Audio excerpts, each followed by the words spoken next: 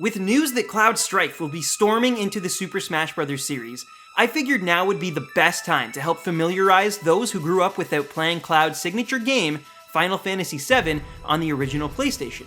And hopefully even some of you longtime fans learned something fresh about the spiky-haired soldier that left the internet in tears. Here are 5 facts about Cloud Strife you should know. While coming up with his character, scenario writer Kazushige Nojima kept in mind the relationship between the player and the protagonist, noting that he wanted to come up with ways to get the player to emphasize with the character. This was purposely done in contrast to the popular Dragon Quest RPG, in which the protagonist is designed to be a blank slate for players to impose themselves onto, similarly to Link in the Legend of Zelda series. It's often stated that this choice in characterization, among many others, is one of the reasons that Final Fantasy VII is still deemed as one of the most cinematic gaming experiences nearly 2 decades later. Cloud Strife is a master of many weapons, but he's almost always depicted with his signature Buster, a custom broadsword that measures several feet. Tetsuya Nomura, the lead character designer during Final Fantasy VII's production, has stated that the sword is meant to be held on Cloud's back with the use of magnets, and was originally named the Mystic Knight Berserker. Interestingly, during the main events of Final Fantasy's cinematic sequel, Final Fantasy VII Advent Children, Cloud wields the fusion swords rather than his trademark weapon.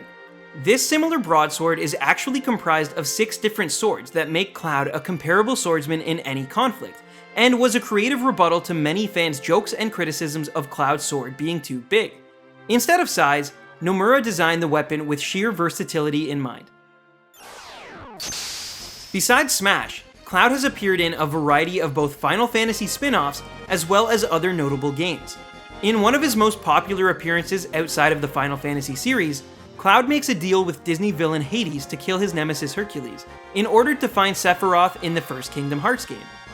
During this same game, if players manage to beat Cloud in the Hercules Cup, they will receive the Metal Chocobo Keyblade, which is modeled after the infamous Buster Sword. Cloud also appeared in the mobile-exclusive Final Fantasy VII snowboarding game, in which he must traverse snowy hills while collecting balloons. This game was a part of the snowboarding minigame found in Final Fantasy VII. As well as being one of his final smashes, the Omnislash is the strongest of Cloud's 7 limit breaks during the course of Final Fantasy VII. This technique was eventually surpassed in the film Final Fantasy VII Advent Children, in which Cloud unleashes the Omnislash version 5 during the climax. This limit break is performed when Cloud splits the fusion sword assembly into 6 individual parts, then performs a series of 6 slash attacks on an enemy. There is also a fan-dubbed Omnislash version 6, in which Cloud uses 13 slashes instead of 6 while battling Sephiroth in the extended cut of the film. Every great hero needs a formidable weakness, and Cloud Strife's is a high susceptibility to motion sickness. Throughout Final Fantasy VII, Cloud shows undeniable signs of the ailment, especially while riding his trusted motorcycle Fenrir. This weakness was implemented in order to humanize the nearly godlike Cloud, and can even be seen referenced in his Smash 4 reveal trailer, in which he's shown disoriented while riding the moving King of Red Lions.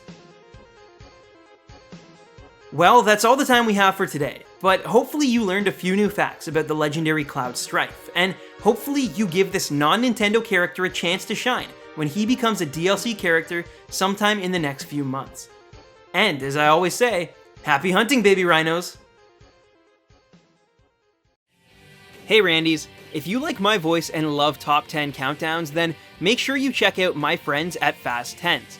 Their latest video, 10 Facts About Mario, features yours truly doing voiceover, and I'd seriously appreciate it if you guys went and showed them some love. It's thanks to your incredible support that I'm able to do cool things like this in the first place. Oh, and don't worry, there's still a new episode of The Rarest premiering this Saturday on our own channel.